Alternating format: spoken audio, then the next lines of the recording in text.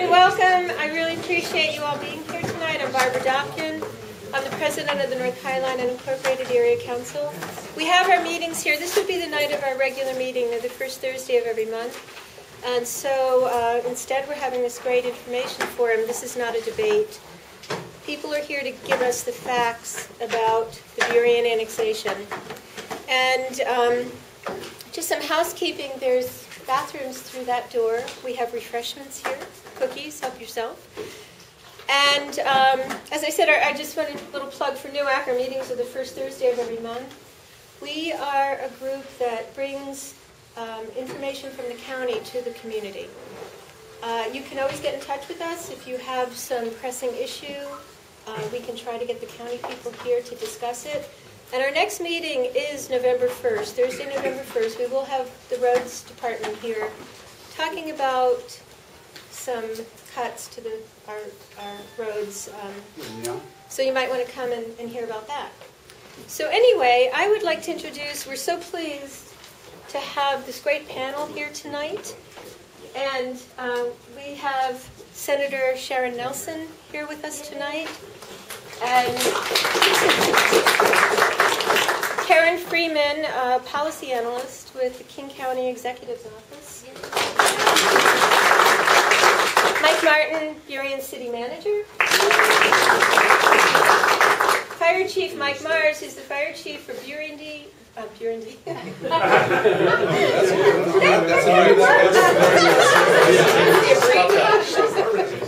So I just changed the name. Burundi and Burien and Normandy Park, and the acting fire chief for North Highline.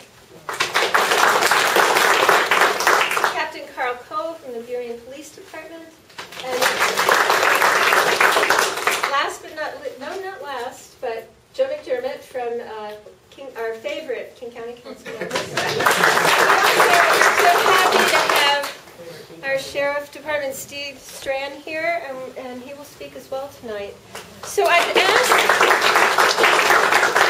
ask that everyone hold applause after each person speaks till the end. And what we are going to do is, and I also, if anyone needs paper, I'll be happy to pass out paper if you want to take notes, if you didn't bring any with you. I have pens up here as well. And we're asking that people save your questions till the end, and then direct them to the person that you want to ask. So you might want to take notes. If anyone needs paper, I'll be happy to pass paper out. And anyway, without further ado, we'll start. And our first speaker tonight will be Karen Freeman. Thank you, Barbara. Barbara, can I move this? Can you move it? Yes. Yeah. I'm going to be quick because you got a lot of important people who've been working on this for a long time. But I thought I'd just give a little bit of history about how we got here. This is the 6th large annexation I've worked on in the last, in as many years for King County. So I know a little bit about how we've got here. Sometimes it can seem confusing. All of a sudden we're talking about annexation. How did that happen? Sure. So, yeah, thank you. So, real quick, the Washington State Legislature passed the Growth Management Act in 1990, and they did that because they felt like uncoordinated, unplanned growth wasn't resulting in a community that residents really wanted. So they passed the Growth Management Act to help coordinate that a little bit, but because we're such an independent state, they pushed a lot of the planning. Instead of doing it centrally in Olympia, they pushed it onto the counties and the cities and the residents to get together and talk about, how do you want to grow? What do you want to look like? And so the county and the cities and residents put together these growth plans called comprehensive plans.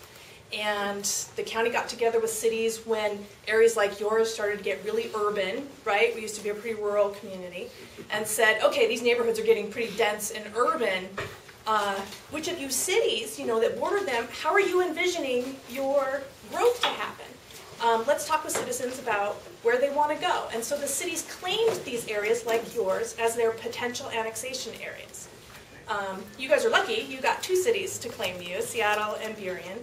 And so for the last several years, we've all been talking together about how annexation might happen and what kind of options we could put forward to you that you could consider so that you could make a decision about where your future home is.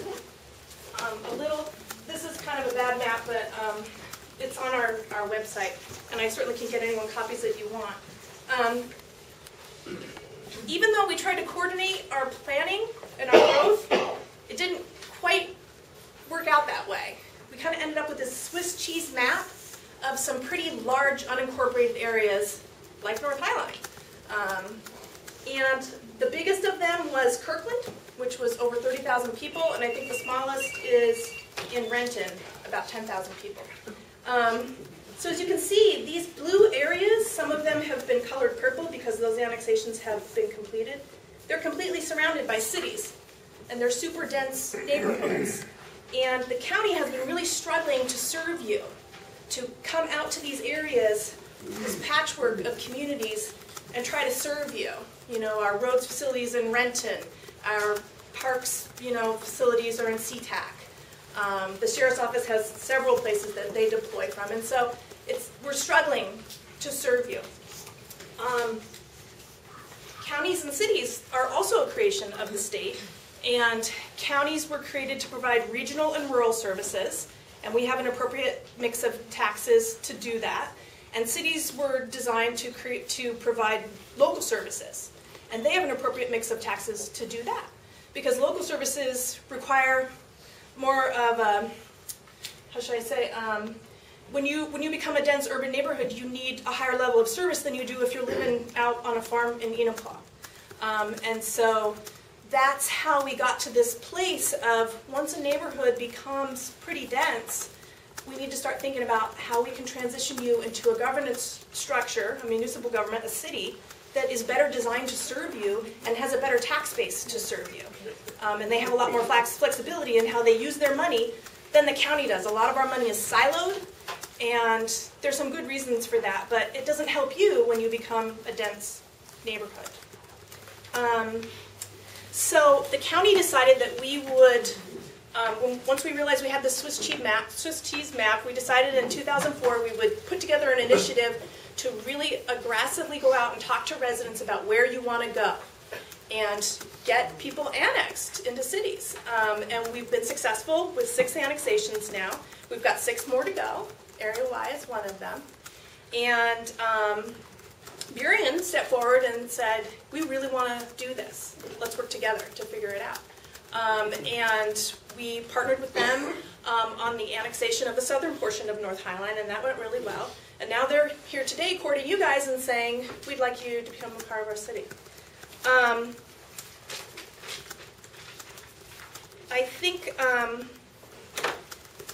talked a little bit about service levels. One of the things that we're struggling with is our service levels, and as Barbara mentioned, I think Rhodes is going to come out and talk to you guys about our tiered service plan that we've quite unfortunately had to move to because we're really struggling. We've cut a lot of money out of our roads budget, and we've laid off a lot of staff, and quite unfortunately we're in a position where we're not able to provide the same level of service on every road within unincorporated King County, and so the roads department has decided to tier their service. And for instance, in North Highline, and there's a map on the website, but I can certainly get one to anyone. But unfortunately, the majority of the roads are Tier 5, which is the least robust set of services that they're able to provide. And that is pretty much the story through most of urban unincorporated King County. Other local services that we've had to cut include all of our local parks funding.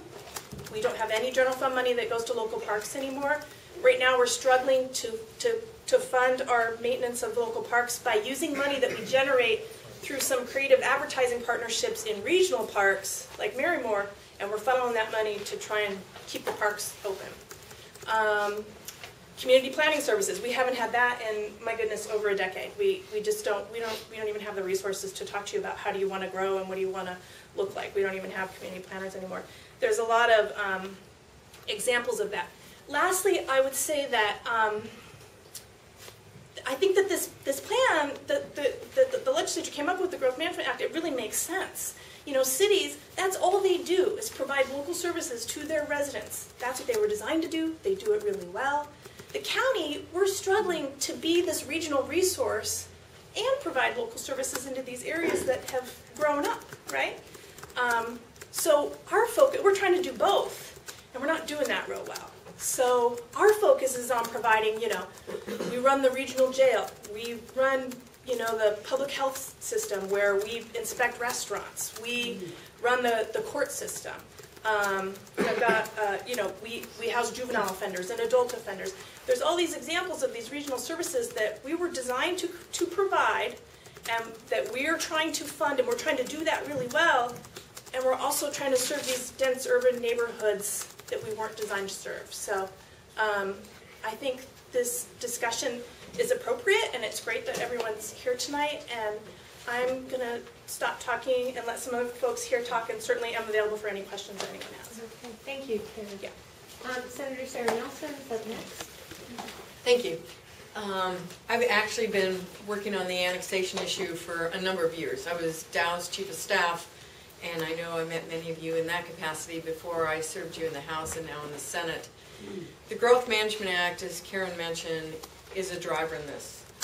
What it indicates is in the planning for counties and for cities, the most appropriate place for an urban growth area, which is what North Highline Area Y is today, is in a city. I received an email that, is this an absolute that it has to happen? It is definitely guidance in that statute that that is the best location. And when you go to King County's comprehensive plan, it is clear what the county is saying in their planning under that act is that they want to transition these urban growth areas, and there were 12, there are now 6, into cities where there is a better level of service and a more appropriate local government component. That is the guiding factor in the annexation. At the state level, the county came to us and said, this is difficult. We've got Renton, we've got Kirkland, we've got Burien, we've got Seattle. They want to take a look at these annexation areas, but they're struggling. And we went ahead and did the local sales tax, the annexation sales tax credit, in an effort to help our cities being able to take the new communities on. They came back and said, North Highline is unique. It has extensive needs. And we went ahead and increased the sales tax credit if 2 cities in a county of the size of King County were vying for an annexation area. That was specifically carved out for North Highline. There is only one community that fits. And we were doing it to help either Seattle or Burien at that point in time. It looked like both might be trying to annex. Seattle ultimately decided not to go forward. Burien has. That credit expires January 1, 2015. That is, I would call it, the state carrot that we've given to the cities to go ahead and annex the areas. What happens after that would depend on who's in the legislature and how we move forward.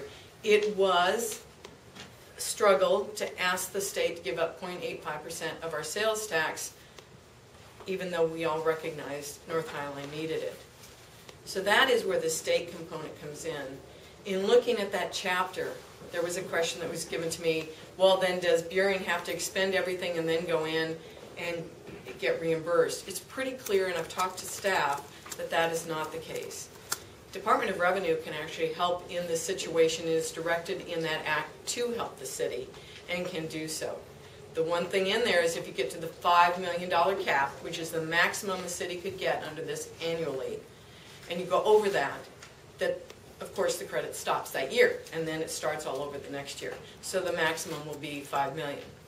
And of course Burien has done a study on that. But the guidance from the Growth Management Act is it should go forward. I take a look at it, and one thing I would ask all of you, because I'm not lobbying one way or the other, is take a look at Area X. You might want to talk to your neighbors. You might want to talk to folks in other annexation areas like Panther Lake. My mother lives there. Her level of services, I have to tell you, from Kent, have improved. She's in a senior mobile home park.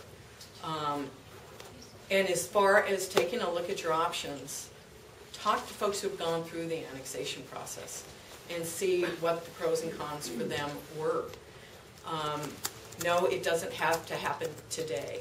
I do believe that is the direction the state will continue to push, and we will be working with King County. As Karen mentioned, you've got pockets all over. The annexation issue has been around for a number of years. The state is trying to help with the local sales tax option. We really became engaged and want to help whatever city is going to take you. But the level of services under the Growth Management Act, it's clear, are better provided by a city. And even when I was at the county, it has been ongoing, always struggling with these pockets that need more services. The counties were designed for regional services, as Karen mentioned. Thank you. Thank you. I want to add a little thing to people. We do, after the meeting, I don't want to forget, we do have some voter registration forms up here if anyone hasn't registered to vote, there's still time. And we have up next Mike Martin, Burien City Manager. Thank you. So there were these two cannibals eating lunch, and one says to the other, "I hate that city manager." The other one says, "Well, try the salad." I was a little, it was kind of dislocating to have somebody applaud after saying that, so I felt like I had to get that out. Jan went in the back of the room there, and I've been to, I don't know, 7 of these in recent months. And so we generally kind of know we know what people are interested in, and we generally find that our best strategy is to answer questions. But I'm just going to give you some kind of general facts, and these are things that we know to be true, despite what you may have heard in other venues, and I'm just going to say them, and I'm glad to take questions afterwards. So I'm going to start really kind of a very high level and assume that you don't know anything, although I can see probably 2/3 of the crowd are what I think of as annexation veterans and probably know this at least as well as I do.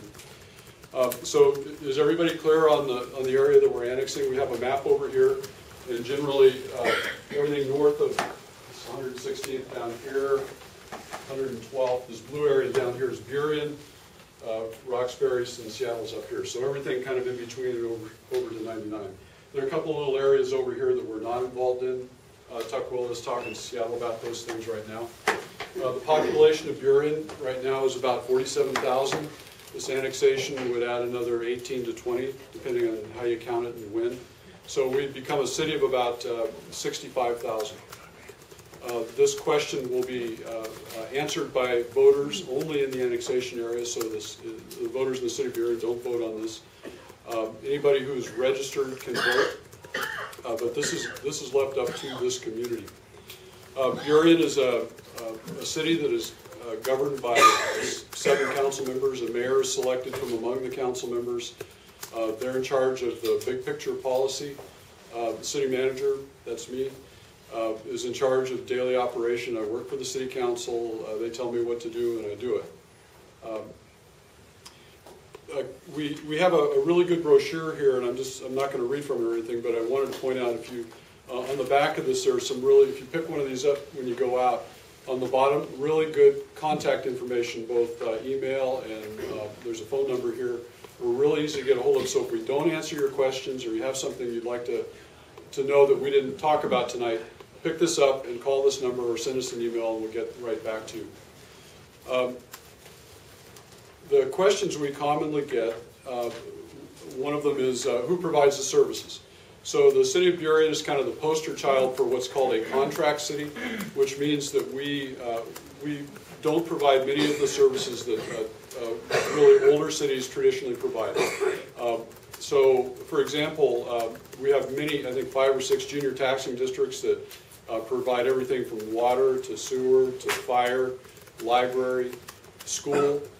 None of those things are things that the city provides, and none of those things would change in annexation. So your utilities don't change, your school district doesn't change, nothing of that nature changes. This killed me.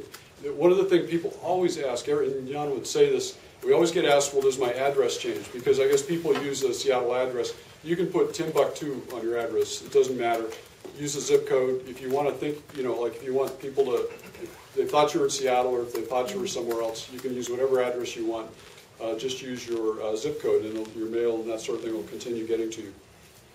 What is the financial impact of annexation? So we did a study and it is totally revenue neutral. This can be done, end of story. And I'm sorry there's been so much confusion and downright misleading information out there. Fact of the matter is that we have more than ample resources to do this. As Sharon mentioned, we have a very special arrangement in this area. I gave this example last time to kind of floored people. So our first annexation, just north of Buren, what did we get? 14,000 residents. We got a $500,000 sales tax credit. It was supposed to be about $550,000. It turned out to be about $500,000, right? So 14,000 residents, $500,000 in annual sales tax credit for each of the next 10 years. This area, 18,000 residents, $5 million. 10 times the amount of the sales tax credit. That's a big deal, and that is radically different than any other annexation area in the county. And the reason for that is just what both Karen and Sharon said.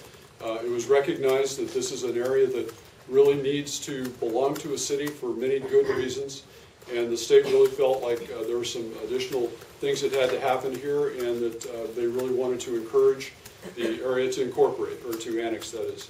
So I just wanted to set that straight. There's absolutely no equivocation around the point of whether we can do this or not financially. We can. Period. Game over. We have cops and fire here to talk to you about that. We often get asked about zoning. What happens to my house or the commercial district? The short answer is very little. The zoning, we've already done you've seen what we've done in our first annexation, and that was we didn't do anything for the entire first year. That gave us a chance to get out into the community and talk to people, find out whether they thought the zoning was appropriate in their where they were living. And we talked to them about what wasn't appropriate or what they thought should be happening there. The classic example was along Ambom. We have, in Buren, allow zoning of up to 24 units per acre. The county had a zoning code of 48 units per acre, right? And so obviously that was going to be very contentious. We went out and we talked to people and we resolved that. And in most cases we were able to find a density that the owners felt appropriate with, and we feel like we did a good job in that. The short answer is we don't do anything for about a year. It gives us time to get out and talk to people, and we do talk to people. We try to figure out what it is the community wants, what it is that works with the larger city, and that's what we do. It's pretty rational. There's no hocus pocus about it. It's not done without consulting the community. People talk about property taxes. The county doesn't have a property tax per se that is used the same way we do. They have a road tax. The road tax is slightly higher. We have some fees that are higher or non-existent in the county. When it's all said and done, for the average house in the annexation area, the taxes and fees combined will increase about $140 a year. I've seen numbers out there that were $400, $600 a year. They're untrue. And I don't know how else to put that. We've got solid calculations. We pay people to make these calculations that are responsible, reliable professionals that don't have a dog in this fight. It's $140 a year or less, and that's a fact. We don't assess your property. I mean, we don't go out, the city doesn't come in. Right now, the county assesses all the property. That doesn't change. So the city doesn't go out and say, well, I know your house is worth $200,000 in the county, but we think it's worth $5,000, and therefore your property taxes are going to go up. We don't do that. We don't have control over it. It's not our job. It's not within our jurisdiction. We get questions about septic, because a lot of people in this area are on septic. Do you have to go to a sewer district? The answer is no. If your septic system fails and it can't be repaired, then yes. Those things happen occasionally. We see them in Buren, but they're rare. They generally don't happen. If you have a functioning septic system and there's no problems with it, you're good to go. We don't care to get involved in that. We don't have to. Really not our issue. Who maintains streets, alleys, roads? We have a growing public works department. It was one of the things that we've done in recent years. We are growing our public works department. Until last few years, we relied on the county to do our road work. We now have a maintenance crew that I'm very pleased with. New guys, one gal. They do a great job. They're providing a great level of service, and we're doing a lot more of our own roads now, so we don't have to rely on the county. We get because we're doing it in-house. We have certain efficiencies that we can bring to bear on that, and that's a good thing. how would annexation affect public parks? So generally, we take over parks. This is an item that we'll be negotiating with the county, about timing, what we take over, how it's taken over. We have an exceptional facility here with the Steve Cox Park. I bring my little girl here almost every Sunday. It's a wonderful facility. It's a regional facility. It's funded with regional taxes. We expect that to continue.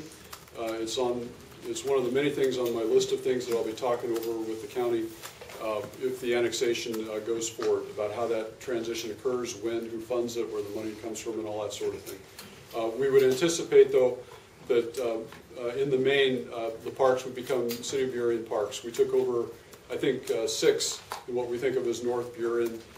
We made modest improvements in them. We went out, we cleared brush, we put up signs, we fixed park benches. We were very happy to be able to do some improvements at Puget Sound Park with some community development block grants. We're very happy about that. We have some other ideas about some things we can do in those areas. We don't have enough parks, and we need to do more about figuring that out, and that's a very high priority for my council, particularly in the northeast part of the city, and so that remains a high priority for us. We already talked about how the city is governed. We talked about the population, who votes, taxes, addresses, and that sort of thing. I had a great question. It was kind of one of those consolidating moments where I go through all these things and I say, your utilities change, by and large, the services that you rely on every day, and I haven't talked about police, and I'm going to let Carl do that, and the fire likewise. But when you turn on the lights, when you turn on the tap, the schools that your kids go to, none of that changes. So what changes? Why would you bother to do this?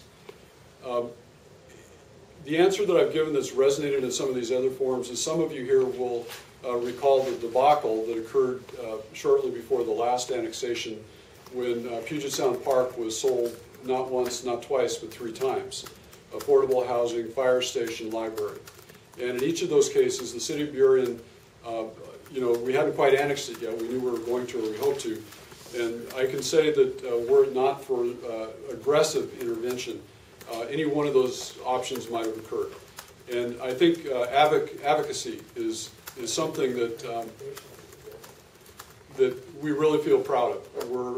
We punch above our weight. People listen to us. We're thought of as being responsible. We have a very strong council. They have very divergent opinions, but at the end of the day, they generally make really good decisions, and I'm proud of that. Good representation, advocacy, you have a voice. And I think that's something, it's a phenomenon I've discovered in the unincorporated area.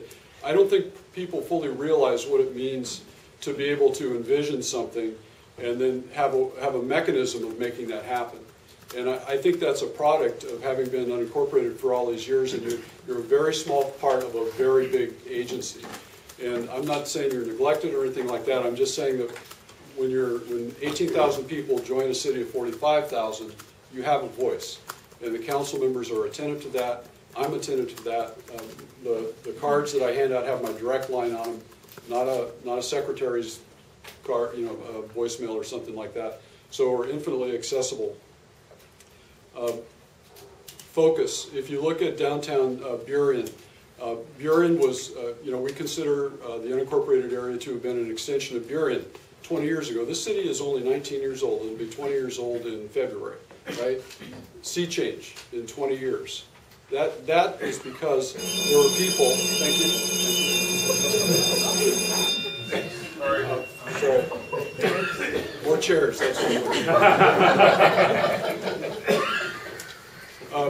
that's what that gets to probably the most important thing.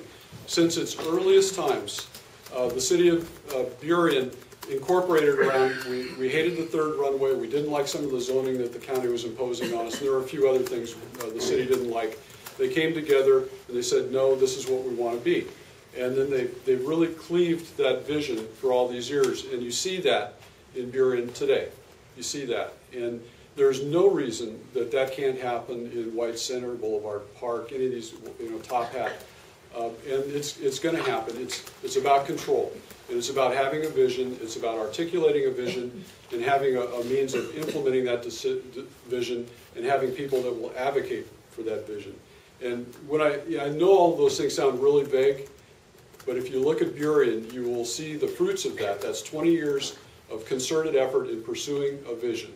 And there's a big vision up here. There's something very important and substantial that can happen and should happen. It's overdue.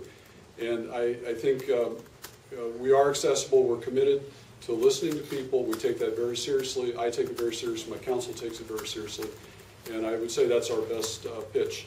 And while I'm at it, I would like to acknowledge that we haven't quite established a public meeting here today, but we have Mayor Brian Bennett, we have Deputy Mayor Rose Clark, we have Councilmember Bob Edker, and I think that's kind of it. So I'll be glad to take questions after others speak here. All right, thank you, Mike. And then we have Fire Chief Mike Mars. Thank you. Sure. Stand up here. Fire Chief Mike Mars, and I actually, as Mike said, am part of a special purpose district, so it's actually King County Fire District number 2, and we have 2 cities. We have the city of Normandy Park and the city of Burien that are annexed into our fire district, and so therefore by the application of the law, anything that they annex automatically becomes our responsibility. And so since November of this year, District 2 and District 11 North Highline Fire Department signed an agreement whereby I became the chief of North Highline also. And so we actually, chief of more or less 3 jurisdictions almost. That contract was for several reasons, but a lot because of budget issues, because of on both sides, and the ability to try to consolidate those efforts and continue to provide the level of service that we want to try to provide in all of the communities. So that's been going on. All of the administration of Burien is responsible for North Highline. So it's not just my services, it's actually the entire Burien staff. Burien Normandy Park is contracted for the administration. If annexation goes through, if Burien annexes the area, the application of the state law means that anything they annex automatically becomes our responsibility. It's already our responsibility to administer it now, so we would continue that responsibility. If annexation does not go through, then the 2 districts, the contract I believe runs through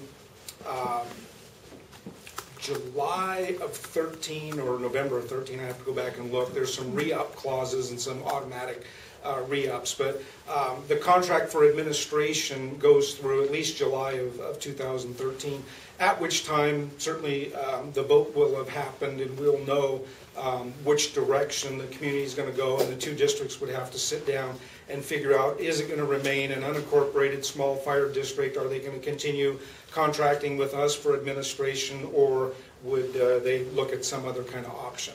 So that's where the fire options are. Right now we currently in the 2 fire districts, North Highline and Burien Normandy Park, we run 4 stations. Station 19, which is over on 128th just off Des Moines Way, actually is in the city of Burien right now. As part of the contract that we have with North Highline, we lease that back to them for I believe $1 a year. And worth every penny of it. And we actually they run their fire trucks out of that station and provide service not only to the unincorporated area, but because of the contract and the response areas, they're coming into Burien, as well as our fire engines and 8 cars come into North Highline to back up. So it's pretty much business as usual as it's been for 70, 80 years in this community as far as the fire districts. The boundary lines have changed and the jurisdiction names have changed, but the overall station locations and the areas that we serve have remained the same. With that, I'd be glad to answer any questions. We're going to do it at the end. Okay, yeah, when we're done. All right. Great. So, Okay, Mark, I'll go first. Well, I know you have a commitment to get to, so I'm not in a big hurry, but you say your piece, and I'll hope to answer any questions that come up from what you say as you go. Those of you that, by the way, you notice that I'm standing against the wall like cops do. Well, good evening. My name is Steve Strand. I'm the sheriff, and I'm glad to be here tonight. One of the things that Carl wanted me to come and talk a little bit about that he would have a little harder time answering is the answer to the question, what would happen if the annexation does not occur in terms of law enforcement presence and law enforcement coverage in White Center? And the answer to that question, and first of all, you should know that when I was the chief in Kent, I was the chief in Kent before I came to the sheriff's office, and we went through the Panther Lake annexation, which was a slightly different scenario because we went from one police department, or from the sheriff's office to the Kent Police Department, which are separate. So in other words, sheriff's office moved out, Kent Police Department moved in. It's a very different scenario. In this one, I think most of you know this, but just to make it very clear, Burien is our contract partner. So Carl Cole works for the King County Sheriff's Office. He's a captain of the King County Sheriff's Office. He's also the assistant chief for the Burien Police Department. And he reports to Scott Kimmer, a member of the King County Sheriff's Office, who reports to the City Council and to Mr. Martin. So they are our partners. So what that means, in effect, is if the decision is made to annex into Burien, your police department becomes a Burien Police Department, which is basically the same people you have now. They put on different uniforms. They will wear the patch of Burien Police Department, and you may or may not have more, depending on the decisions Burien makes about staffing. The answer to the question, what happens if you vote, if the vote is determined to be no, and you do not annex in? The reality is, and I'm not going to stand here and say that your staffing is going to go down. We are very committed to keeping it at least where it is. And I realize that's not as high as we all wish it were. And as you know, we've had a lot of resource cuts over the last several years because of some of the things that Karen talked about. But the reality is, I will tell you this, that we are certainly committed to keeping it at least where it is. We would like to raise it. I can't guarantee we will. We're talking about some changes in deployment in the rest of the county and some of the changes we've made. We are hiring right now for Unincorporated because of some of the changes we've made. So I'm not going to tell you it will go down. I believe it will stay at least where it is. Hopefully we'll be able to increase it, but I don't know that we will. But I can say out loud that I think that we will keep it where it is, and we're committed to keeping the storefront officer. So that's a fact. So, thank you. Captain Cole. All right, well, I was asked by your leadership to come here and talk about what is the current state of policing in White Center and what it would look like if the annexation vote is yes. I'm in a unique position to do that because I became the assistant chief in Burien right after the first annexation in 2010, and I took about a 4 or 5 months break off earlier this year to work with the sheriff's office and design the deployment strategy that we've implemented since then. We call it the zone deployment strategy. And then I came back home, so to Burien. So I understand in pretty high detail both sides of the coin there, and so I will tell you what I know, and hopefully it'll be illuminated for you. So right now, the way we staff White Center, we actually have an unincorporated pool of deputies that is responsible for staffing Vashon Island, White Center, Skyway. Okay.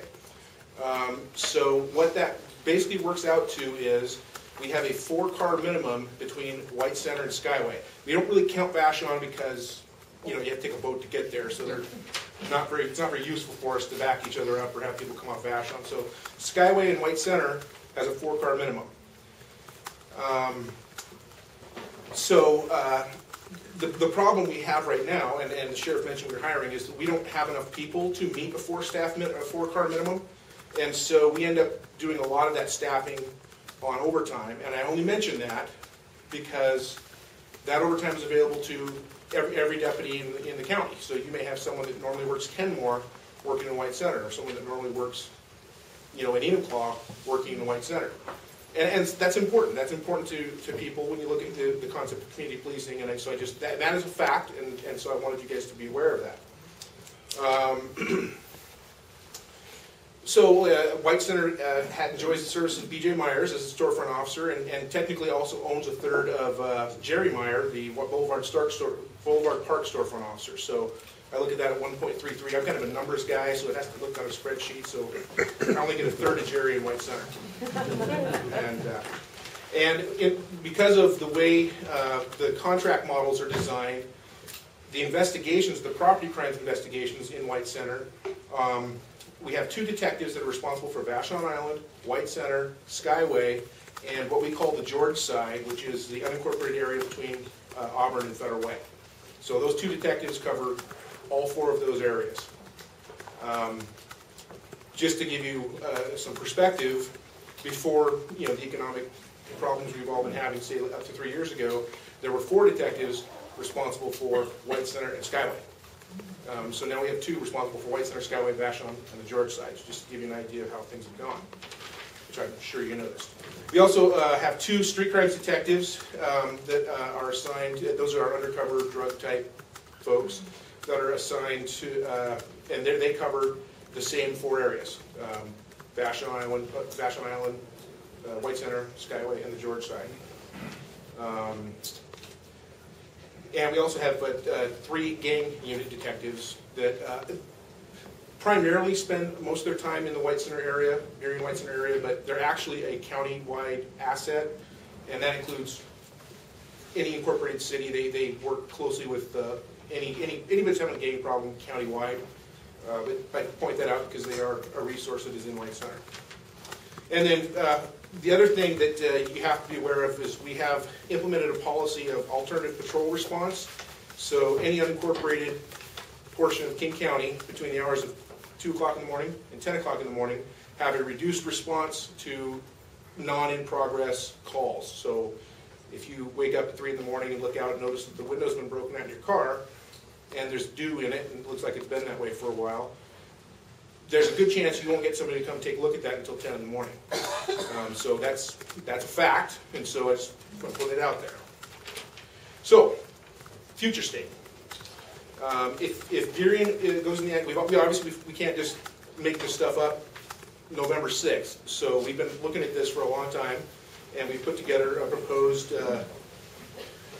change to the police department to incorporate the annexation if it goes through. And so what we proposed is an additional 12 patrol officers, which will result in an increase in the minimum of 2. Right now, the city of Burien has a minimum of 4, and White Center has a minimum of 2.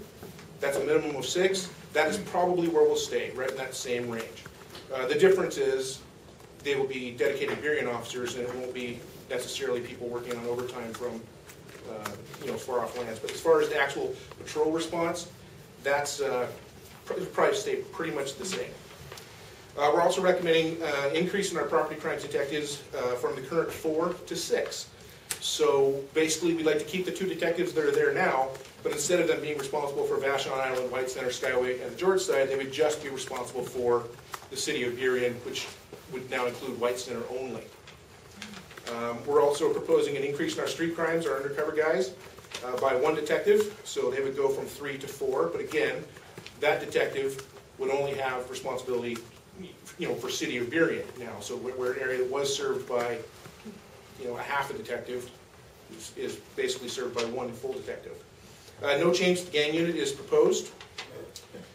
But another thing that the city of Burien has is we have a thing called a SET team, a special emphasis team, and they do special investigations. I don't know if you saw the very, very large organized retail theft case that was done last year. We had some people that were shoplifting from all the major grocery store chains to the tunes of millions of dollars. And so they do very specialized technical, they use cameras and trackers, and they're all that fancy stuff. There's 2 detectives and a sergeant in that unit, and we're recommending adding 1 more detective, so there'd be 3 detectives and 1 sergeant. Again, we plan to keep storefront officers. We're also batting around a couple of different options with Highline School District to either share the current SRO at Highline High School with Evergreen, but the school district has expressed interest in adding an SRO so that there's 1 in each school, which obviously you don't have 1 now. And all specialty services, SWAT, major crimes, the MAR unit, Marine unit, all those things, because of the contract relationship, none of that changes. So none of the response from all the specialty, helicopter, all that stuff, nothing changes as far as that goes. And again, Burien does not have a policy of alternative patrol response, so if your car is broken into at 3 o'clock in the morning and you call us, we will send the next available unit to take care of that. So what that all boils down to is, from a patrol perspective, I think it'll stay pretty close to where it is. The way the contract model works is we try to keep deployable resources in the cities. So if someone breaks their leg and is going to be gone for 6 months or a year or whatever, they will be transferred out of the city, and a working deputy we transferred in, so that always keeps our numbers up, which isn't the case in the county. Obviously, the byproduct of that is that the county suffers by having all the non-deployable resources, that they're going to have to deal with. So my guess is that the quality of service, or not the quality, but the availability of service will go up slightly. But I think the real difference is in investigations and the follow-ups. There are many policies in place in the county in the county prosecutor's office about what kind of cases they'll file, how much loss has to happen before they'll file cases. And from a misdemeanor standpoint, we have our own prosecutor, we have our own court, we contract, but they do what the city of Burien wants them to do. And so I think that from a follow-up and investigation, the ability to respond to crime trends and things like that, it'll be markedly better if the vote is yes. That's all I have. Thank you. And now, County Council, thank you. Good evening. First of all, Barbara has received a letter from King County Executive Dow Constantine that she's asked me to be kind enough to share with you, to read. Dated October 1st, 2012, Dear residents of North Highline Unincorporated area, the City of Burien proposal to annex North Highline PAA will appear on your November 6, 2012 general election ballot. I have served portions of both the City of Burien and the North Highline Unincorporated area as a state legislator, county council member, and now as county executive. So the common welfare of this area and its people is important to me. I support the proposal and I urge you to vote in favor of annexation on November 6th. I would like to share some information with you to assist you in making your decision about potential governance transfer, about this potential governance transfer. The Washington Growth Management Act, approved in 1992, directs that all areas within the designated urban growth boundaries should be part of cities, with counties left to provide regional services and local services to rural areas. To encourage annexations and incorporations of unincorporated urban areas, cities are given more robust revenue tools, including the ability to assess utility and business and occupation taxes, funding that is denied to counties. In 1992, King County provided local services to an urban unincorporated population of more than 450,000 people. By 2004, multiple annexations and incorporations of new cities, including Burien, SeaTac, and Federal Way, has reduced the urban unincorporated population to 219,000. Since then, further annexations have reduced that population to approximately 130,000. But most of the urban unincorporated areas remaining in county control are largely residential communities, which typically don't produce significant revenue to fund services, especially given that counties have fewer revenue tools than cities. North Highline is bordered by two cities that have expressed interest in annexation, Burien and Seattle. Seattle designated North Highline as a potential annexation area in 2006, but has made no other formal efforts to annex. In contrast, the City of Burien has worked closely with North Highline residents in support of annexation, and the Burien City Council voted to put annexation on the November 6th ballot. My position on North Highline annexation has been consistent over many years. I support the annexation of all North Highline by a city or cities. Burien annexed roughly half of the former North Highline unincorporated area in 2010 and is now proposing to annex the remainder of this area. Why should you vote for annexation? First, King County can no longer afford to provide the level of urban services that North Highline residents have come to expect. The ongoing economic downturn and the large reduction in gas tax revenues means that King County cannot maintain current service levels in unincorporated areas of the county. King County Roads has adopted a tiered service model under which a large number of unincorporated area roads, including many in North Highline, will receive a lower level of service. Secondly, the City of Burien has actively and sincerely reached out to North Highline residents and invited them to join their community. Berrien and North Highline already share a common school district, Highline Public Schools, and a common police provider. The King County Sheriff's Office serves both areas. More information on specifics, including tax rates, can be found on the City of Berrien's website. King County has pledged to actively coordinate with the City of Berrien to provide a seamless governance transfer upon successful annexation, as has been done in many other formerly unincorporated areas. And of course, the county would continue to be involved with Berrien residents as a provider of regional services. Thank you for considering my opinion on this important decision. Sincerely, Dow Constantine, King County Executive. I have had the pleasure of serving and working with Sharon Nelson in the legislature and working on the county level and in some of my state work as well with Karen as well. I'm afraid they've stolen some of my thunder. But I will tell you that I had the pleasure of working when I was in the legislature to assuring the sales tax rebate to make sure that cities were able to be made whole and funded in that adjustment period, the funding that Sharon spoke of. Karen and I believe Sharon and Dow's letter all speak about the tiered service that King County Roads has implemented. As part of our strategic plan for the roads department, we have tiered our roads. The brutal reality is that we don't have enough income to maintain the $39 billion asset that is King County roads around the county. So we have put them into it, we have ranked them based on public safety, arterials, down to residential roads, and tiered them in what levels of maintenance they will receive. The reality is that Tier 5 roads, the lowest level, will not be maintained adequately over time, not instantaneously, but over time. And the reality is, given the current funding structures the state gives to counties for roads, we anticipate Tier 5 roads not being maintained and eventually being returned to gravel. All right, that sounds pretty brutal, right? Well, the funding model for roads is pretty brutal. Since 2010, we've lost 226 full-time employees in our King County Roads Division. There are more cuts in the proposed in the budget the executive sent to the county council last Monday. And while the exact number may be adjusted, there will certainly continue to be cuts in the roads division, further cuts in the roads division.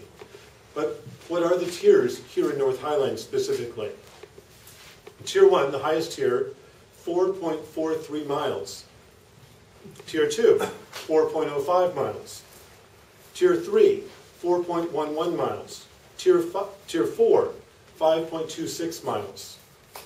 The lowest level, Tier 5, 36.42 miles.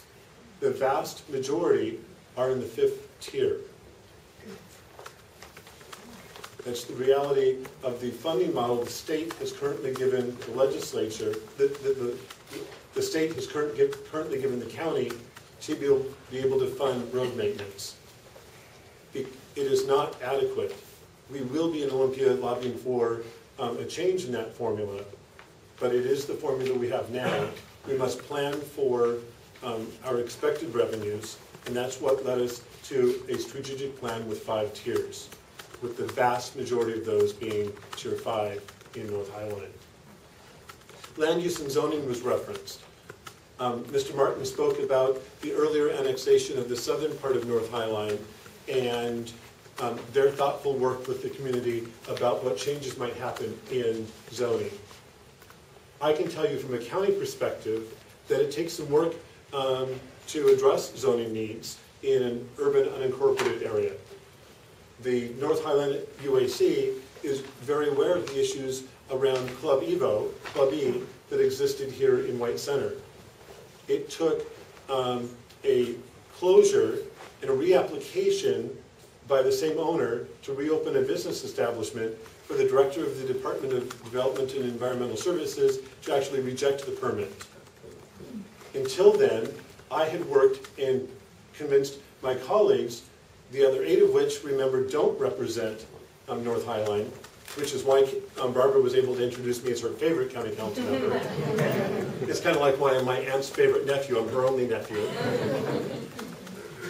To join me in supporting a temporary moratorium on dance entertainment establishments in this neighborhood because of the proven history of concerns there.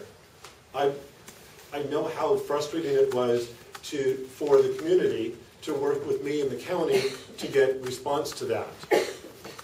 While I engaged with you as best I could, I also had the entire county to work with. You will have 7 council members. You'll have to pick your own favorite among the 7. And Sheriff Strand has spoken about his commitment to make sure that the storefront deputy is maintained here in North Highline. I also believe in the value of that storefront deputy, and by no means mean to suggest or undercut the sheriff's value of that position. But we all know that position was cut recently, both because of budget pressures, both here and in West Hill. That decision was made within the Sheriff's Department prior to Sheriff Strand's administration. You've heard him personally speak about his commitment, but I can also tell you that budget pressures in King County continue. While the temporary funding that was originally established funds the position through the end of this year, and the proposed budget that the executive sent and worked with the sheriff in proposing does continue the funding for the position in 2013. It is one example of the continuing budget pressures that King County faces. Whether it's roads, whether it's the ability to intervene quickly in zoning, whether it's sheriff and public safety work, we have budget pressures that will not allow us to sustain the urban level of service you deserve and are envisioned given our funding models. And that's why the Growth Management Act envisions you incorporating or joining a city. Thank you, and I look forward to the full, robust conversation and Q&A. I want to have a round of applause for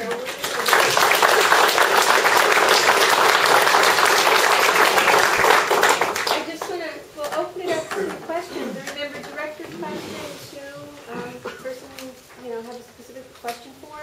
And we'll just go ahead and start it and open it up and just raise your hand and we'll call on you. So any questions? Yes, Mr. Mitchell. Yeah, mine is directed to Sharon Nelson. You mentioned the $5 million tax credit that they will receive. And Mr. Martin said that that's automatic. You just get the $5 million. And then I thought I heard you say 2.5% of the sales tax would be how that would be figured out. 2.5%. I didn't hear you. Oh, okay. It's and Mike might have more on this. It's a 0.85%, so it's less than 1%. Of what? Of the sales tax. So when you're looking at the sales tax collected in the area, then there is a credit that goes back to bearing a 0.85%, but the state normally would get. So the state is less than 1%. So the state actually gave a credit to whoever annexes North Highline, a 0.85% that normally would go to the state. Instead, it will go to the city. It is anticipated from the information I've looked at in different reports that based on the sales tax collections, that it's highly likely that the full $5 million will be going to whoever annexes.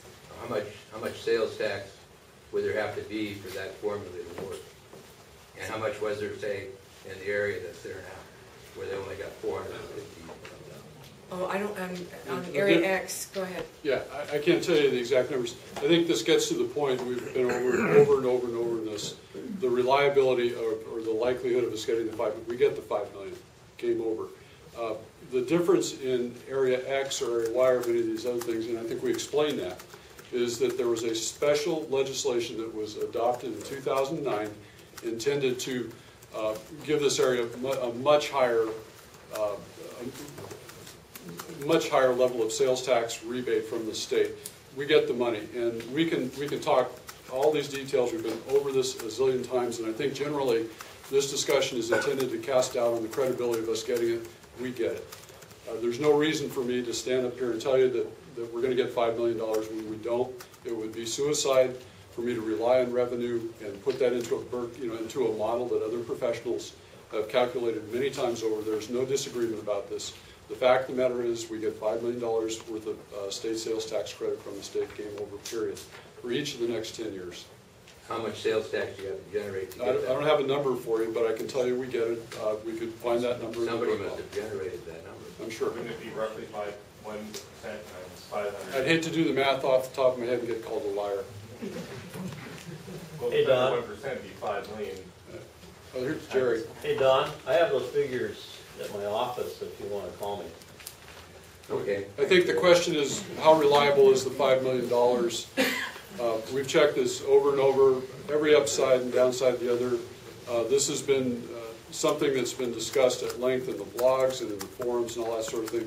The $5 million is there. If you choose not to believe that, there's not a lot I can do to persuade you. We never really get anything that we can put our fingers on that tells us this, except I think that information has been provided on many occasions. Well, what I'd like to suggest is, Jerry, if you have it, if you could get it out to folks. It's also on our... I don't have it on me. No. No. But what I'm saying is, it's a valid question. If you've got the data, it would be very helpful if we could get Well, it. We provided the data. I'll tell you, it was, where the $5 million came from is a figure, the percentage was calculated actually based on retail sales in Burien, because it's a percentage of the retail sales tax for the entire city, not just the annexed area. correct.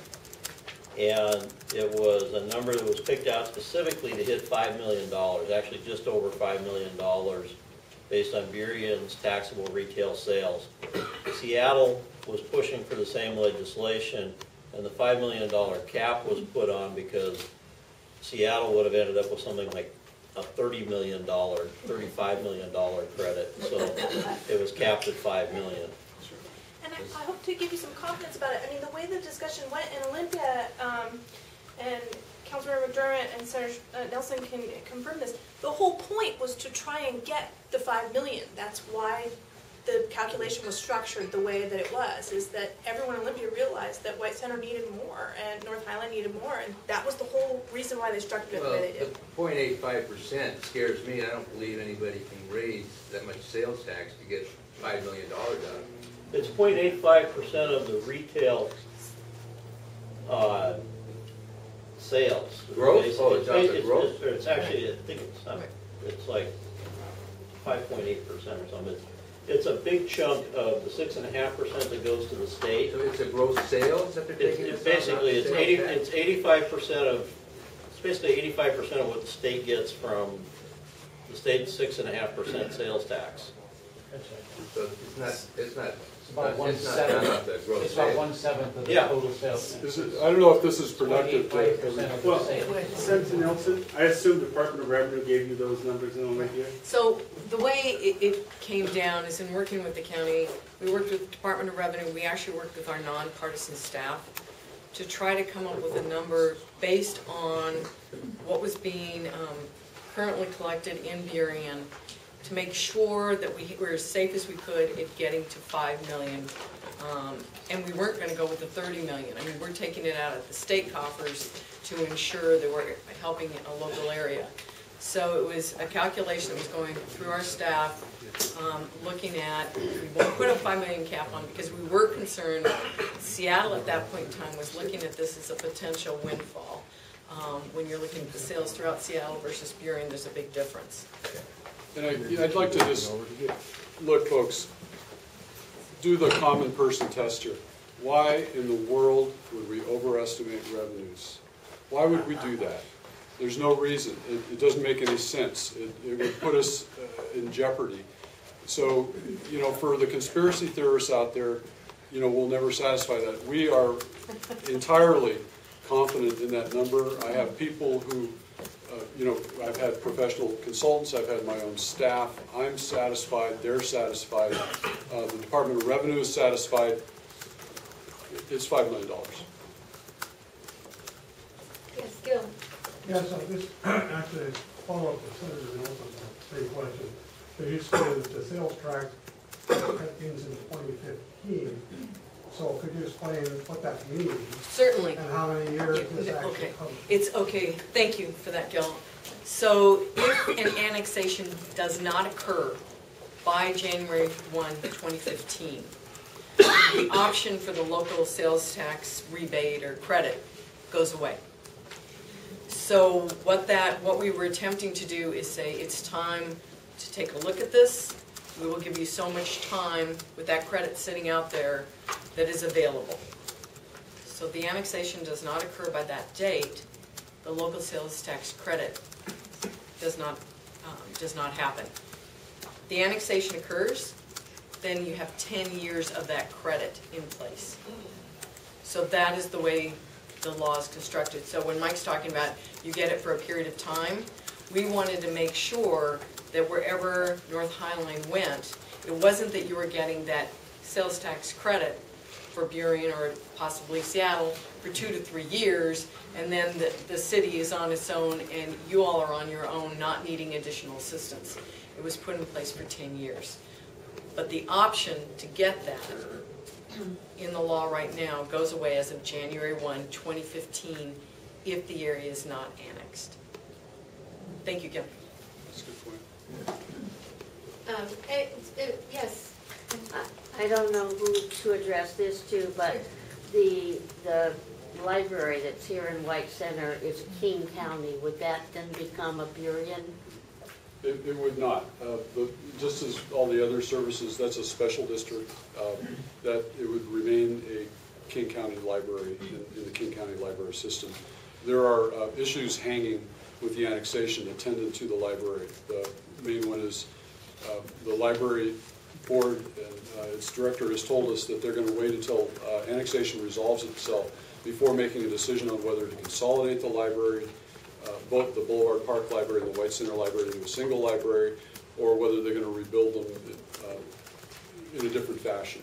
And so we've had recent conversations. As a matter of fact, the City Council asked Bill Potasic, the Executive Director, to come and speak to them on that. And he reiterated that they were going to wait and see how the annexation went before making any moves. So that's where that sits. But there would be no change. It doesn't become, we don't have a municipal library system. It stays for the county. A little part on that. When the Burien Library was in the old thing, it was a King County. Does King County Library card work in the new Burien Library, or do you have to get a different one? Does it? I think it does. It's still King County Library, so if it doesn't work, it's only because it's expired. Okay. But yeah, it still works. Really quickly, Mike, can you speak to the location of the White Center Library and the King County Library's concerns about it being so close to a potentially non-King County location if the area-wise annexed by another city other than Burien? Yeah, the concern that King County has is that if the White Center area was annexed by the city of Seattle, then the library, which is at 116th and Ambon, would be right on the border. And the concern is that there would be a lot of Seattle users that would come over and use the library. They don't pay taxes to the library system, the King County library system. They pay their taxes to their own library system. And so the concern is that you would have people who don't pay for the privilege of using that library, using the library and diverting resources that were paid for by the county residents. And so the library legitimately feels like they need to know where the boundary is going to be before they say where they're going to build the new library. We've been arguing that, the council has been arguing that the Boulevard Park Library, they need to do what they said they would do in the 2004 bond measure, which was improve the Boulevard Park Library where it is, and then rebuild the White Center Library where it is or somewhere close to that. But they are concerned that the resources would the Seattle residents would come down and use the county system and then not pay for the privilege, and that would drain their resources. It's a fair concern. Just to clarify too, I mean, the White Center Library is in jeopardy at its current location if area-wide is not annexed to Burien. And King County Library System has expressed concerns about keeping it there if it is so close to the border of the King County Library System. So I think that's something that everyone should carefully consider on this issue, because that's in jeopardy if it doesn't pass. Well, I'm sort of concerned about the library, that people keep kind of confusing the fact that it's not part of King County government, that the library system is a separate government. It is not part of Dow Constantine or Joe McDermott's authority. It is a separate government, and the Burien Library is part of the King County Library. There are King County libraries all over King County, whether they're in a city or not. They are not part of King County, and they are not part of the city that they're in. So the issues with regard to the library are really separate, but the annexation process is important to how the library system operates its libraries in this area. So it is really confusing, but to call it the King County Library. And that is its name, but it's not part of King County. True, and the annexation will affect it, and in fact, your council member and Burien staff and county staff have been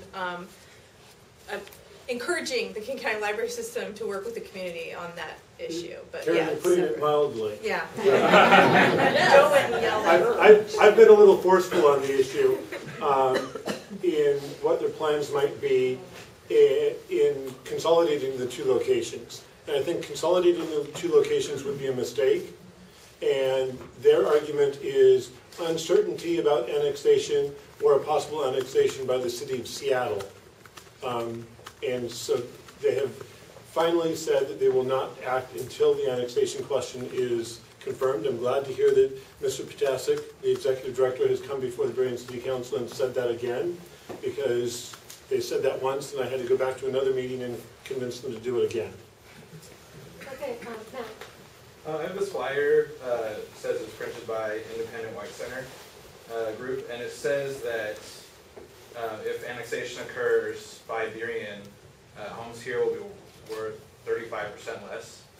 I don't know if to ask this question too, but is that accurate, or is there anything behind that? It's ridiculous. No, I mean, the assessor's office is a King County entity. It's a separately elected office. So I don't want to speak for them, but I mean, there's a formula that they use in order to value property, and you know, you can call their office and ask them, but I would not have any confidence in that statement. And the assessor's office has to go ahead and assess your home at current market value under the law. And so what really impacts that value is what's going on community-wide and neighborhood-wide as far as how homes are selling, what the market value is. There's been a decrease, I think everybody knows, across the board pretty much. Seattle's finally beginning to build. That's been the recession and the foreclosures. Yeah, that's been a statement that's been thrown around a lot for the last few years, and it's totally just out of thin air. There's no foundation for that at all. I've been in the real estate business in one way or another for the last 35 years, and changing from White Center to Burien is not going to have any effect at all on property values. The effect incorporating into a city has is if you get better services, then your values will go up.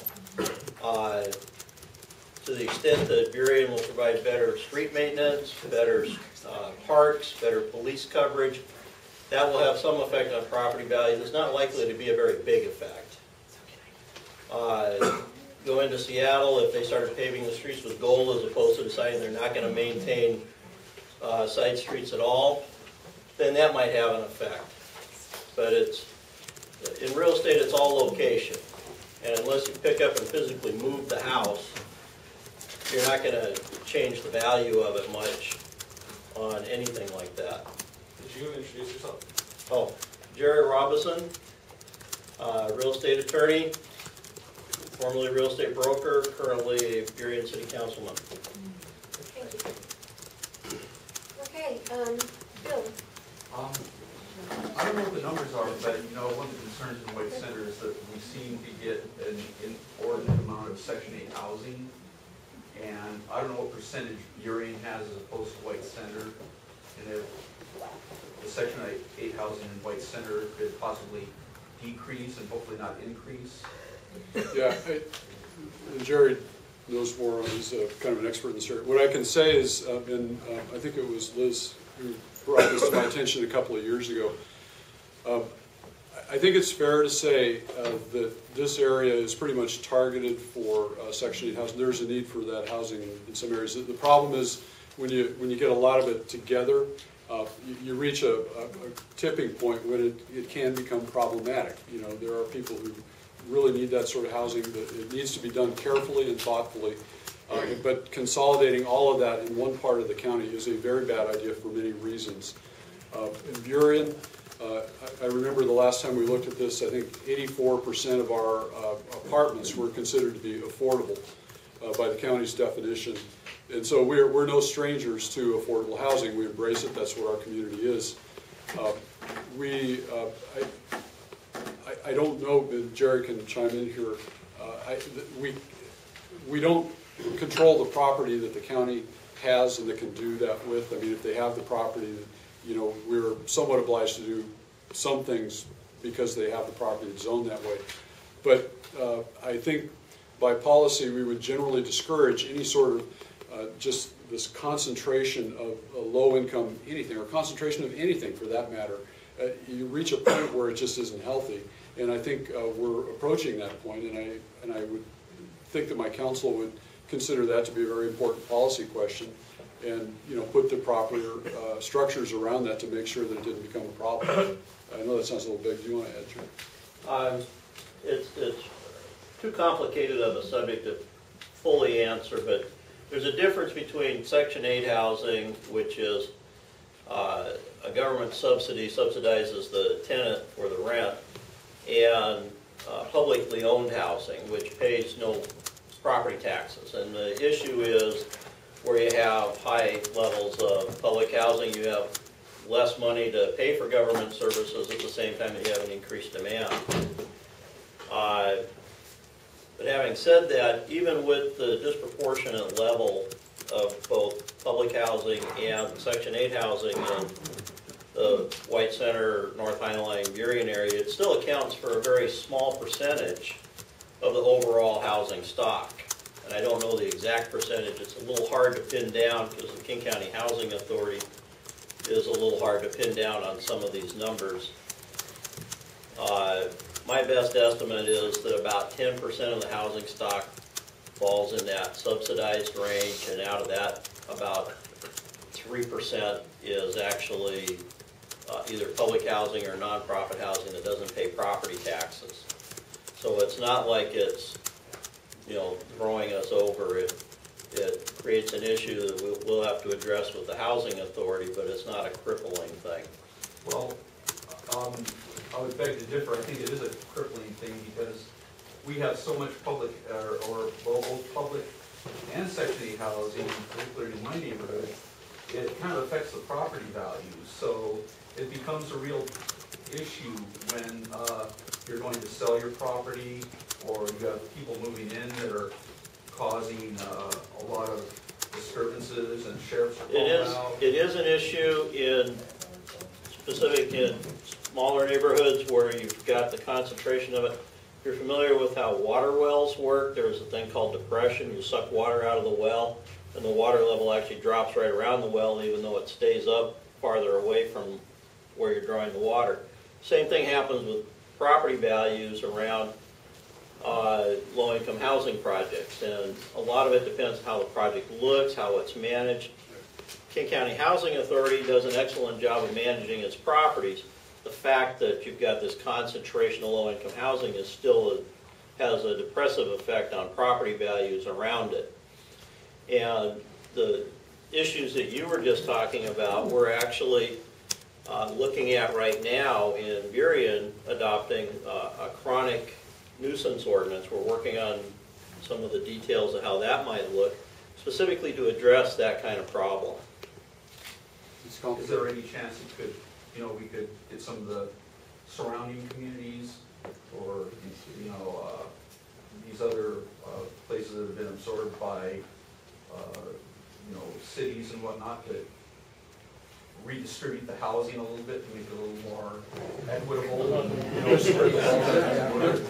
There's a lot. I think the people in Kirkland would like to have just as much Section 8 housing as we have. Well, I keep saying that it's unfair to force lower income people to live here when they work out in Preston or North Bend or Auburn or Enumclaw, and that's where the housing should be. That also comes back to the problem that, when I talked to Dow Constantine, he says, another thing that's not ours, that we don't have control over. It's King County Housing Authority, but it's an independent body. The county government doesn't actually have much control over it, like the library system and like the fire departments. So I think you can tell it's a very complex problem. I don't think anybody would say that everybody who lives in Section 8 housing is problematic. It's there, it serves a good purpose for a lot of people. It can be problematic if not properly managed. But I think just from that conversation, you can tell there's a very intense policy focus on how to do it well, what it means to the community. And I think the willingness to address that issue is what we could bring to the table. There's no easy answer to that one, but it's a fair point. Justine. Yes, I'd like to kind of take off on this point that Mr. McDermott made, is we must plan for the expected revenues. And that's what my concern is. I have been one of those people, as you can tell from my hair color, who's lived long enough to have seen promises from politicians that everything's going to turn out right. And I refer to NAFTA and CAFTA, which we were promised by 4 presidents who stood up and said this was the best thing that was going to ever happen to the American economy and the American government. So when I talk about our areas, our collective areas, that's Burien and White Center combined, and this is for you, Ms. Nelson, there are some presumptions in the report that was made by Burke. One of them were that the property values were going to increase from 2% to 3% over this 10-year period, and we would be using those monies for annexation. And that would make this annexation improve, and improve the areas and make it possible. When in fact the property values in these areas, from what was projected by Burke, have dropped by 19%, a minus 19%, and another minus 14%, okay? And that's directly from Lloyd here and the King County Assessor, and he's come out. Please, Barbara, do not be shaking your head when I'm speaking, okay? You wouldn't have a question. The other thing, and I'm You get these statements on all the meetings. Excuse me, please, I okay? hear you all the time. Okay, excuse me. The service levels were clearly lower, okay, than were projected in the report. And the comp plan required for Burien that Burien have, okay, a business plan for the area, as well as a 10 to 20 year out planning with King County for how the deficit was going to be handled. Now, Burke said that at the end of 10 years, Burien would be in a minus 23% deficit. If this does not work out, what is the safety net for our 2 communities that are joined together, which would be the lowest income city in King County, to bail us out? Okay, we will be in a deficit level, okay? At the end of those 10 years when the sales tax credits run out, we're going to be at a deficit level. We are not going to have brought in the revenues that Burke reported. So suddenly now we are at the end of 10 years and we can no longer afford this. What is the state's plan for bailing areas like this out?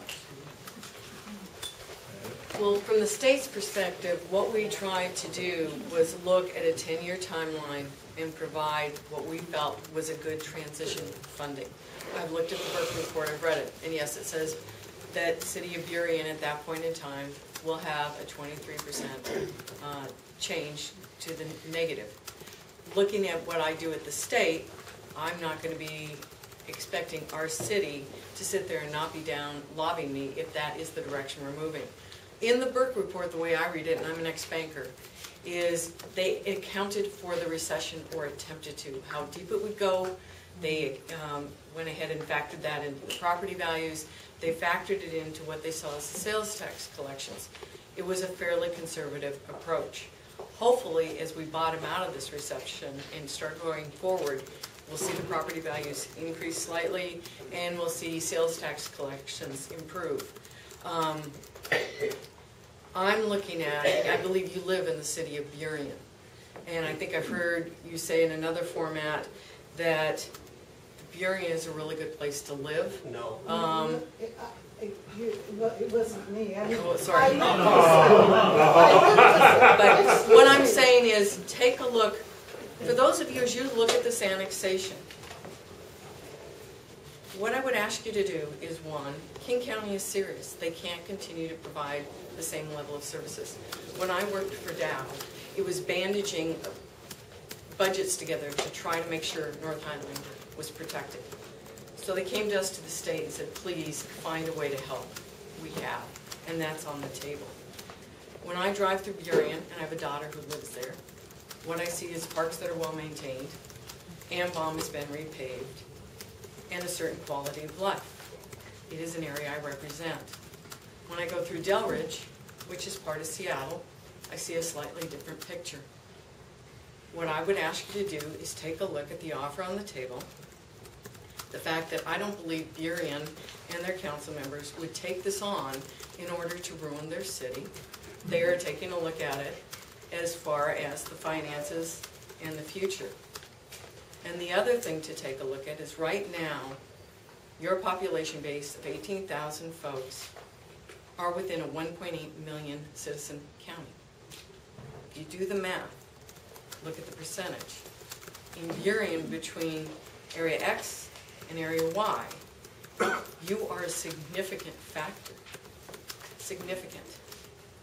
Joe does a great job. I believe the executive does a great job. But you may also want to take a look at, you will have 7 council members to talk to in Burien. That's what you're debating. That's what you need to take a look at. And if Burien is running into problems down the road, I expect there will be an Olympia lobbying me for additional help. I might offer real quick that that's what this whole conversation has been like since the 90s when the GMA was passed. The legislature has said, you know, we want the community to have a conversation and make decisions about how you want to grow. And what we've been doing is we keep going down there and showing our work and saying, this is where we're at now. This has worked, this hasn't. What could we do differently? What direction would you like us to go in now? We had that conversation with Joe when he was the senator, had that conversation with Sharon now that she's in the Senate. We just keep going down there and showing them our work. This has worked, this hasn't. They give us different tools to try and make it work better because they wanted it to be an organic process and they didn't want to prescribe it all at the very beginning. So they have not had a 10-year and we will keep doing that. We will keep going down, showing them our work, telling them what we need, and they've responded so far. And I suspect that that will be the case in the future. Elizabeth? Elizabeth Gordon, co-owner of Uncle Mike's Superlicious Barbecue, and we're located on 16th in the White Center Business District, and I notice there's some other business owners here as well this evening. And the question that I have is, could you folks address what business owners might see as changes from code enforcement of parking violations and open container laws and nuisance that occurs, to mild vandalism, harassment, that kind of thing, all the way to, I don't know, business taxes, but also like any visions for the economic development department at the city of Burien has. One of the things that has been missing, in my opinion, is a cohesive vision for that area, because all of us are working day and night trying to run our businesses, and so it's really difficult to get everybody's agenda and time together to do the networking and make things happen as far as bringing positive attention to the area. Thanks. So every business is different. The city of Burien does have a B&O tax, and every business, depending on its size, pays a different tax, and I won't get into that. We also have an annual $90 a year business fee. So those two things right off the top. In terms of code enforcement, and I should have addressed that to begin with, we are very responsive to the things that we see that are egregious or just simply out of pale of what we feel that the community tolerates. Public drunkenness does not fall in that category. I have learned in the 6 years I've been with the city that in our community, aggressive code enforcement is not exactly what the community wants. The community wants someone to, they like having a code. They like being able to point to it when their neighbor encroaches on their property or they're doing something. We try to be the last resort, so we tend to be reactive. We don't go around looking for things, but if there is something, especially if it's public safety oriented, we're going to jump on it. We just do. I think I would defer to Carl on this one, but public drunkenness to me is I was told, maybe you guys know if this is true, but I guess in the 30s there were blue laws, so you couldn't drink in Seattle on Sunday, so everybody come over to Roxbury and drink on 16th, right? This is a vestige of something that is 80 years old, and it's become part of the community. Something you just go, oh yeah, there they are, same guys, they're 80 years ago. But we don't tolerate that. And so you could expect to see that gone. We're very aggressive in graffiti removal.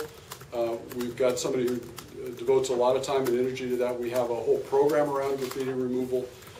I would expect to be adding code enforcement, perhaps a full FTE to deal with the things that we know are present up here that need to be taken care of. And that's the short answer, right? There's always more work to do, and we hear that from our businesses all the time. We have a very strong downtown district in Burien. We're proud of it. I think we need to do more work on First Avenue and some of the other, we do very little work in Boulevard Park, for example. We need to do more. But we've had a great deal of internal conversation about what it would mean to have two business districts. That would be new for us. How do those play together, right? They're not the same, right? It doesn't mean we're going to emphasize one over the other, but we do have a certain standard of decorum that we would expect to prevail in both. So, do you have any thoughts on that? Yeah, that is one of the things that we have a problem with. It's more of a societal, cultural thing. But in order to enforce it, it's going to take a legislative fix. Currently, public drunkenness is an infraction offense. And if you don't have a driver's license and don't ever intend to get one, write me as many tickets as you want, you can't go to jail for it. So there's really no hammer in unincorporated King County for that unless they do something else, some other criminal offense. So. But I know, and Carl would say this too, there are lots of informal ways to deal with this, right? And it's like the third time you talk to the guy who's passed out, there are things that can be done, and we have done them. Burien has been incorporated for 20 years, folks, less than 20 years. I don't know exactly, I wasn't here 20 years ago, but I wouldn't be surprised to find out if they shared many of the same problems, and it's just through this kind of focused attention that I talked to you about before that this solves this problem. The community doesn't like it. Club Evo, Joe mentioned, the community didn't like it. They were, by most estimates, operating within the law, and it took Joe personally intervening. It took that sort of focused approach, and that's what you get. I wanted to mention something else I was telling, somebody told me, and I should have known this, but what is the name of the department that issues permits, Joe? It's DDES? Yeah, DDES. So the department that issues building permits in the county is moving to Snoqualmie next month, right? It's moving to Snoqualmie, so if you want a building permit, if you're a business and you're doing some remodel or something, you go to Snoqualmie and you take a ticket, right?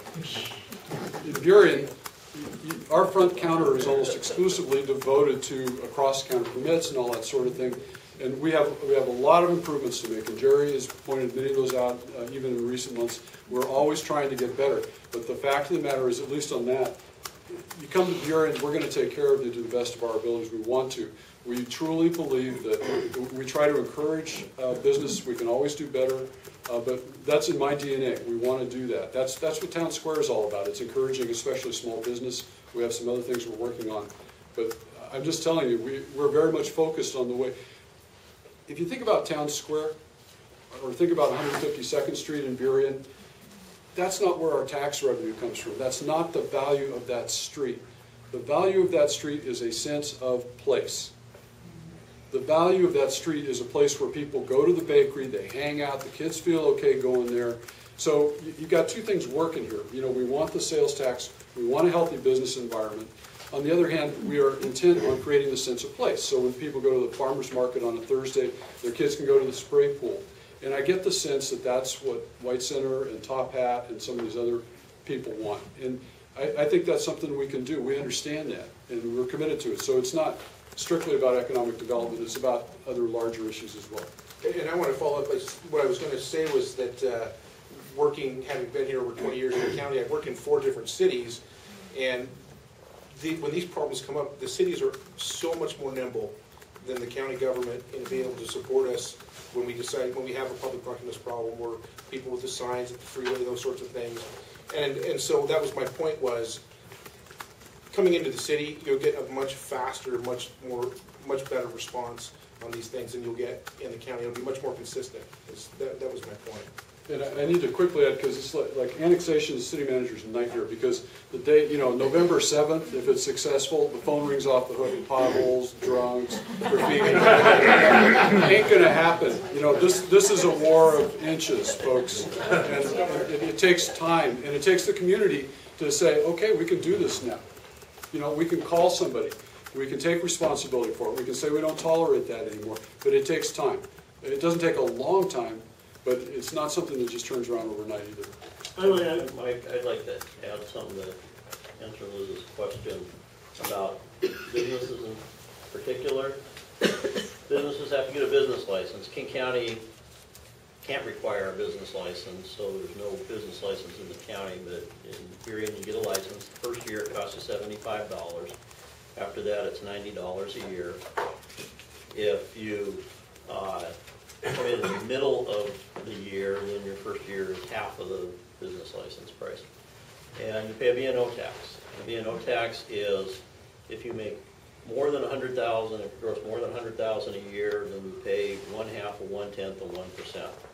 That's $50 per 100,000 of revenue, or $500 per $1 million of gross revenue, which is quite low compared to, it's the lowest rate of cities around here, and it's the lowest rate of cities that have B&O taxes.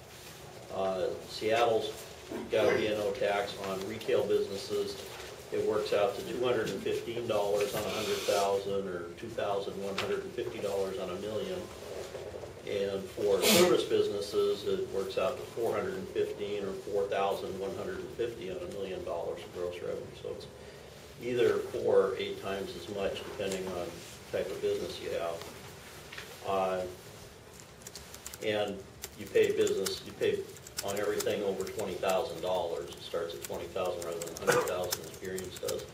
And with the long range, the necessity to adjust finances a little bit, there may be some changes in B&O tax, but that goes through a public process. Everybody gets a chance to be heard and get their input in it.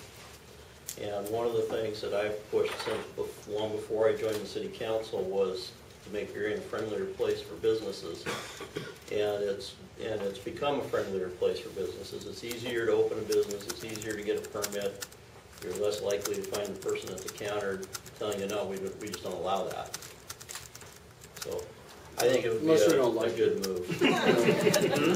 Unless we don't like it. Yeah. And since Inspector Mike's Barbecue asked, point out that King County Public Health would continue to provide restaurant food inspections countywide, regardless of city boundary throughout the county. And we actually have changed the name. It's the Department of Permitting and Environmental Review. It'll have an office open a couple days on Vashon if you want to take a ferry instead of driving out. Okay, and I go, Greg? If the annexation vote fails, and if Seattle decides that they don't want to push for annexation, is it possible for the county or the state to force the North Highline area into one of the cities without a vote of the people? There are several methods of annexation. I won't bore you with all of them. Many of them are petition-based, where you go to the boundary review board, you get a petition, you go around to all your neighbors and try to get them to sign it. There's different versions of that petition method. Some of them are percent of residents, some of them are percent of valuation of homes. You have to hit some formula to get to the number where you can then turn it in and kick off this process of annexing. There are some other methods of annexation. One of them is an interlocal method. It's never been used in a large annexation on this side of the mountains. Spokane used it for a large annexation, pardon me, Airway Heights, sorry, thank you. And we've used it once for a small, tiny annexation of one condominium complex. And, you know, that's an option that's available.